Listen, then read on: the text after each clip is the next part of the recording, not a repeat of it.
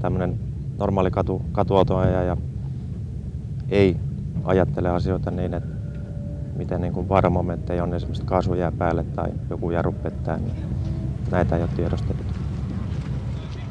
Kuinka paljon sä käytät keskimäärin aikaa yhden auton kanssa? Semmoinen 3-4 minuuttia, joskus 10, riippuu ihan tapauksesta. Jännittikö toi katsastus yhtään?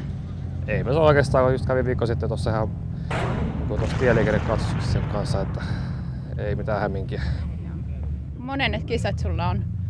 Tää on varmaan 3 vuotta nyt käydään, että pari kertaa kesässä tulee käytyä. Että... Kerro vähän tosta sun autosta. Joo, mä oon toinen omistaja siinä autossa ja mulla on ollut vuodesta 1997 tuo auto ja mä oon maalattu ja läpikäyty ja kone on tehty siihen. Ja se on 75 vuonna tullut muuttoauton Amerikasta Suomeen ja vuosimallit se on 73 Dodge Dartti, että 360 pikkulohkolla kovaa mennään, ainakin yritetään.